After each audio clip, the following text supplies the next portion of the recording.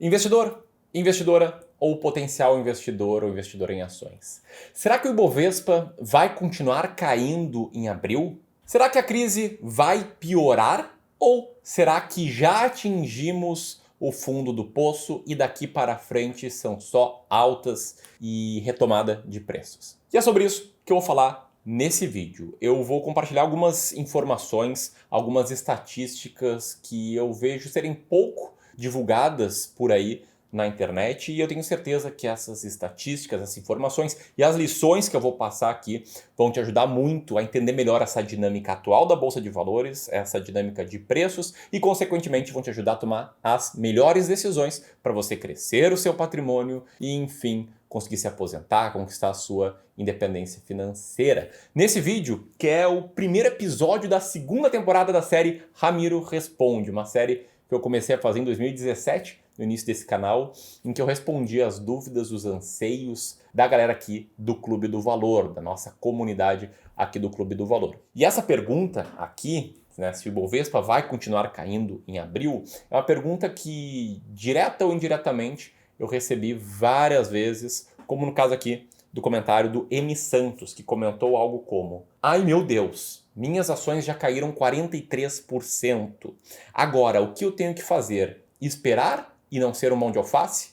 Me ajuda." E aí tem 7 comentários, 7 likes, e o que mostra, né, que muitas pessoas estão com essa dúvida. Se essa dúvida também é a sua, ou se você quer saber as minhas opiniões sobre isso e algumas lições que eu vou trazer, continua aqui comigo até o final do vídeo, presta muita atenção e, de quebra, por favor, deixa o like no teu vídeo, isso me ajuda muito, muito, muito a crescer esse canal, fazer com que esse vídeo chegue em mais e mais pessoas. E também compartilha, né, esse vídeo com o seu amigo ou sua amiga que está desesperado com a oscilação de preços da Bolsa. Então, o que eu vou falar aqui? Tá? Eu vou falar sobre a maior queda do Ibovespa, eu vou falar sobre a queda de 2008, eu vou falar sobre outras quedas ao longo do caminho, a chance estatística do Ibovespa cair ou subir e a minha opinião a respeito, junto com um recado final que é extremamente importante. Então, segue aqui comigo, beleza?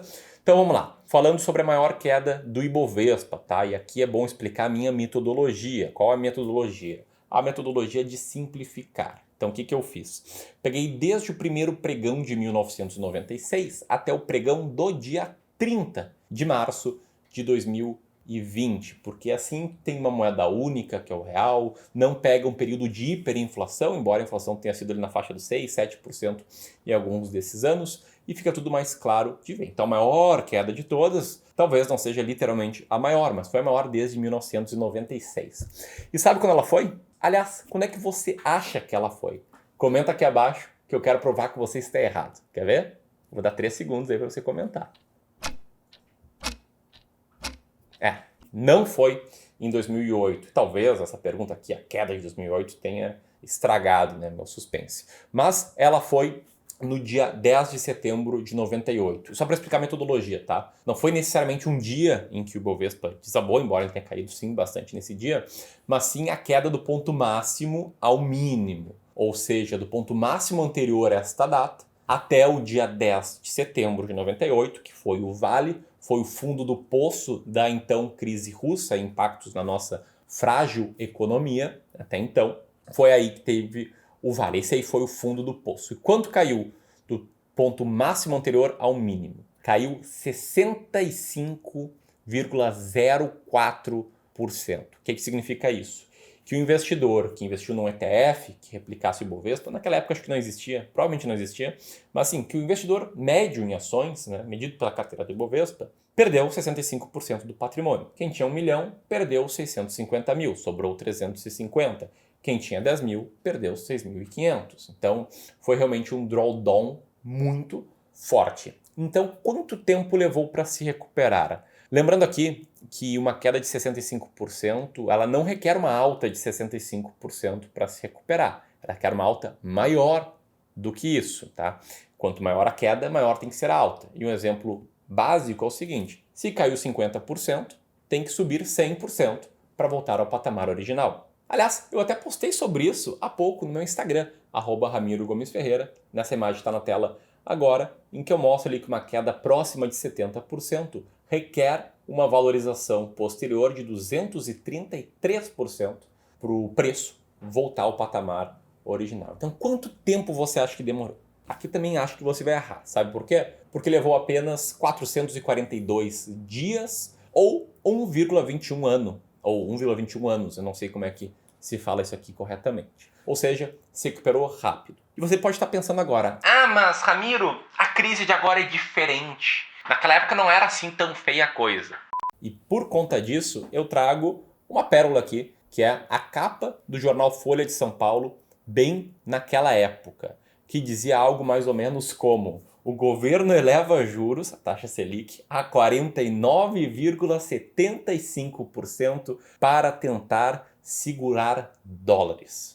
E olha ali no terceiro parágrafo, cerca de 9 horas antes do anúncio da nova taxa de juros, o presidente, o então presidente FHC, havia descartado outra elevação. Então, o Banco Central já tinha subido a taxa Selic de 19% ao ano para 29,75% poucos dias antes, e o FHC, poucas horas antes, na manhã desse dia, ele falou: não, negócio é o seguinte, não tem mais elevação de taxa Selic aqui. E daí vai lá o Banco Central e aumenta a taxa Selic. Então tu vê a história se repetir, né? Alguns desmandos, umas coisas que o presidente fala dos seus ministros, o Banco Central, outras autoridades fazem outra. Enfim, meio parecido com a atualidade. E, enfim, naquele dia a bolsa tinha caído 15% e nosso país estava num patamar muito mais instável economicamente do que hoje. Por que eu estou te mostrando isso, tá? Qual a lição? A primeira lição que eu quero te trazer nesse vídeo aqui, nessa estreia da série Ramiro Responde, temporada 2, que é: os preços não caem com boas notícias, eles caem em períodos de extrema incerteza. Seria muito fácil ser investidor de sucesso em ações se as ações despencassem enquanto todas as notícias veiculadas fossem boas. Imagina. Desemprego cai para nível recorde e a bolsa cai 30%. O PIB sobe 4% e a bolsa caindo 40%. Ia ser muito fácil a gente tomar as decisões, né, com muita tranquilidade. Mas, infelizmente, não é assim. Os preços caem com incerteza, com medo, com sangue no ar. E foi assim na maior queda do Ibovespa desde 96. Você deve estar pensando, pô, e a queda de 2008, hein? A maior queda, tá? O vale daquela crise em 2008 foi no dia 27 de outubro, quando o Ibovespa acumulou quedas de 59,96% ali do ponto máximo anterior ao ponto mínimo. E esse aqui já é uma história um pouco diferente. Por quê? Porque levou 8,87 anos, quase 9 anos, para o Ibovespa se recuperar nominalmente. Ele quase se recuperou em 2010, chegou ali pertinho de se recuperar, em 2011 também, mas a nossa conta aqui demorou 8,87 anos para romper essa barreira. E aí, sobre o que se falava na época, eu peguei aqui um post do meu amigo Fábio Holder, que alguns de vocês devem conhecer, vários talvez conheçam, em que ele mostra, né, algumas capas de jornais naquela época. Então, todas sempre com pânico. E no Brasil é a mesma coisa, os jornais sempre retratando as notícias que são ruins, porque senão os preços não caem. E aqui a gente vai para a lição 2 desse vídeo aqui. Nem sempre uma grande queda traz consigo uma recuperação rápida. Isso aqui olhando para o índice amplo, tá? Para o Ibovespa eu preciso fazer um parênteses aqui muito importante. O Ibovespa tinha sérios problemas de composição, na minha humilde opinião, até o ano de 2014. Porque ele dava um peso maior, o maior fator do Ibovespa era a liquidez, era o quão mais negociada era uma ação. E isso fez com que na recuperação ali em 2012, 2013, empresas do grupo X, OXX, LLX e MMX, tivessem pesos relevantes no Ibovespa. Eram empresas que, enfim, tinham performance muito ruim, mas bastante liquidez. Fez com que nos próprios anos 90 o Ibovespa fosse concentrado em ações da Telebrás. Enfim, teve vários problemas. Até que, identificando que tinha vários problemas, a B3 modificou a metodologia a partir de janeiro de 2014, dando um peso maior para o valor de mercado. E desde então o Ibovespa ficou muito parecido com outro índice, menos popular, menos conhecido, chamado IBRX. E o IBRX, na crise de 2008, se recuperou em 4 anos. Tem um histórico melhor do que o Ibovespa. E, para mim, o IBRX, historicamente, ele retrata aí o quanto o Ibovespa, com a nova composição, né, desde 2014, teria se comportado no passado. Então tem que fechar esses parênteses muito importantes e colocar outro, né? Isso aqui é índice amplo, carteiras de ações, montadas com base em estratégias de value investing ou até com base em ETFs que replicassem o IBRX ou índices small caps, teriam tido desempenho melhores e uma recuperação mais rápida. Mas ainda assim a lição fica. Nem sempre uma grande queda garante uma volta rápida. E aqui tem a terceira lição, que é muito ligada a uma frase de Benjamin Graham, que diz que o mercado, no curto prazo, é uma urna de sentimentos. Mas, no longo prazo, é como se fosse uma balança em que os preços tendem ao equilíbrio, o preço de uma ação tende ao valor justo dessa ação. E não foram só essas duas quedas, tá, que marcaram as últimas décadas. Teve muito mais treta, teve muito mais queda ao longo desse caminho. E para isso, para ilustrar, eu gosto muito de um gráfico que mostra os drawdowns do Ibovespa, que é a queda do ponto máximo ao mínimo. No gráfico que está na tela agora, dá para ver aí o histórico de drawdown do Ibovespa desde 1996. Pode ver ali a queda de 65% em 98. Depois deu uma recuperadinha e voltou quase para o mesmo patamar em 99. Depois a queda quase de 60%, né? Faltou poucos 0,0% para bater ali em 2008. E depois tem outras quedas intensas. Uma aqui em 2002, na época em que o Lula foi eleito presidente, com aquele discurso comunista de reforma agrária, de mexer no mercado, e o mercado se apavorou. Despencou. Depois, em 2016, em janeiro, quando a Dilma, nossa presidenta, estava, falo brincando aqui, tá? Estava no segundo mandato dela, e aí os ministros saíam, ela demitia ministro, falava para estocar vento, a economia tinha maior crise desde a época de Deodoro da Fonseca, e todo mundo achava que ela ia continuar lá desmandando em tudo por mais anos, por mais 2 anos, né, para completar o mandato, e aqui foi quando começou a se aventar a hipótese do impeachment dela, depois entrou seu vampirão lá, que fez reformas importantes, e aí, enfim, o resto é história. Então tem várias crises aqui e várias mesmo quedas de 20%, 25% ao longo do período. O que me leva para esta tabela aqui, que mostra, né, as maiores quedas ali em vários anos diferentes. Eu não peguei literalmente as maiores, mas sim quedas aí em diferentes anos para mostrar como isso acontecia comumente, a data para a retomada e o prazo que levou, né, com a grande crise de 2008 sendo a mais demorada para recuperar. Mas em grandes quedas, mesmo no período de alta entre 2003 e 2007, o Ibovespa chegou a cair aí 27%, 20% em relação à máxima em diferentes períodos. E em 2016 também, né, voltando a cair 50% em relação até então máxima histórica. Agora ajustei para mostrar que a nossa maior queda aqui em 2020 até então foi de 47% no dia 23 de março. Lá para cá, o Ibovespa deu uma certa recuperada, mas ainda continua muito abaixo do ponto máximo anterior, do dia 23 de janeiro. E o prazo para retomada? Não sei. E é sobre isso que eu vou falar agora. Antes disso, quero trazer um ponto estatístico que vale a pena ser compartilhado, que é qual a chance do Ibovespa seguir caindo. E o que eu fiz? Peguei o total de pregões desde 1996, que foram 5.998. Se eu fizesse esse vídeo 2 dias depois, seriam exatamente 6.000 pregões. E dias em que o Ibovespa fechou positivo foram 3.147, ou seja, 52,47%. Então se você me pergunta, Ramiro, você acha que o Ibovespa vai subir amanhã? eu falo, cara, considerando que 52% das vezes ele sobe, eu acho que sim, né? Com a estatística ao meu favor. Eu vou repetir isso por todos os dias da minha vida. E se a gente for olhar o total de meses nesse prazo, dos 290 meses, a estatística fica um pouco melhor para a Bolsa de Valores, porque em 171 desses meses a Bolsa fechou positivo, isso aí é quase 59%. Então se você me pergunta, Ramiro, você acha que a Bolsa sobe em abril? eu falo sim. Eu acho que sobe porque em 59% dos meses o Ibovespa sobe. Mas só por causa disso, e eu vou explicar agora com a minha opinião. Bom, e qual é a minha opinião sobre? Para isso eu gosto de contar uma história, fazer uma analogia com 2 investidores de longo prazo, tá? E eu brinco, eu sou o Bruno, meu sócio, porque eu uso como exemplo nessa analogia 2 investidores, o Ramiro e o Bruno. Ramiro e o Bruno vão manter os investimentos por 30 anos. Só que o Ramiro comprou as ações de uma empresa pelo valor de R$70 e o Bruno comprou as ações dessa mesma empresa por R$110.